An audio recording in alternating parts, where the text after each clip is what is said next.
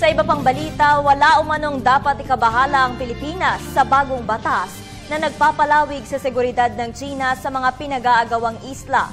Ayon sa isang defense analyst, malabong ipatupad dito ng China sa West Philippine Sea. Para sa karagdagan, balitaan mo kami, Waywaya Makalma. Inanunsyo ng China na sila ay naglabas ng bagong batas upang palawigin pa ang seguridad ng kanilang teritoryo, partikular ang mga military detachments ng bansa sa coastal area. Sa kabila niyan, hindi kailangan mangamba ang ating pamahalaan ukol rito. Ayon kay Defense Analyst Romel Banlawi, sa ngayon ay hindi rin kailangan mangamba ng ating mangingisda. Batay sa kanyang pag-aaral, wala silang nakikitang senyales na maaari itong ipatupad ng China sa pinag-aagawang teritoryo sa West Philippine Sea. Ginawa lang ito ng China laban sa mga di umano'y bansang nag-e-espiya sa kanila. Kung yung batas na to ay implement lamang sa coastal areas ng China at hindi siya i-enforce sa contested areas, hindi dapat tayo mangamba. Dahil sa pagkakaalam ko, ang isa sa mga intention kung bakit pinasa yung batas na yan, dahil sa mga suspected facilities na itinayo sa Hainan province na ang tingin ng China ay ginagamit ng ibang elemento for spying purposes. So mga resorts, magtatayo ng mga facilities for tourism purposes, pero ang suspicion nila ay ginagamit ng ibang bansa for spying purpose.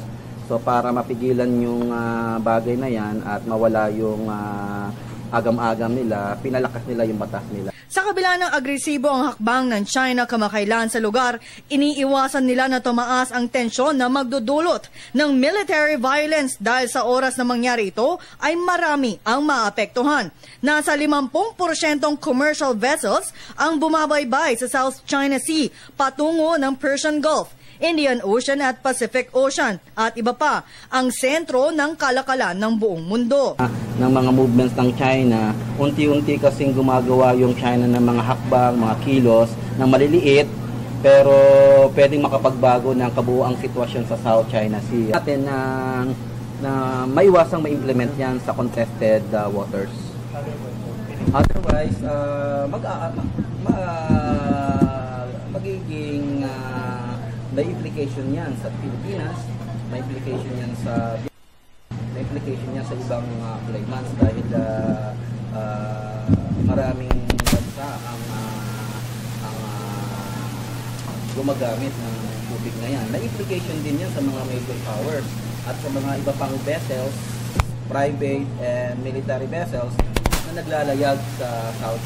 Isa yun sa mga iniiwasan yung na mag-escalate ng pagkakatulubuyang tension into military violence. Kaya maraming pag-uusap ngayon ang mga bansa sa Asia, lalo na sa konteksto ng ASEAN Defense Ministerial Meeting, na magkaroon ng tinatawag na conflict avoidance sa area na yan. Ayon sa South China Morning Post, ang kanilang bagong batas ay ang 1990 revised law na nagpapalawig ng proteksyon ng military installation sa mga restricted waters, airports at radio channels. Para sa Telebisyon ng Bayan, Waywaya Makalma.